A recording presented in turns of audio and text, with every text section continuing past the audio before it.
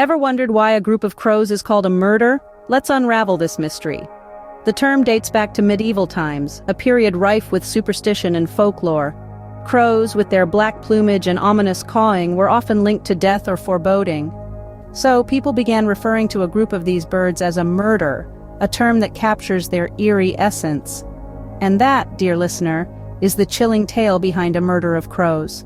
Remember, collective nouns often reflect a notable characteristic of the group they describe.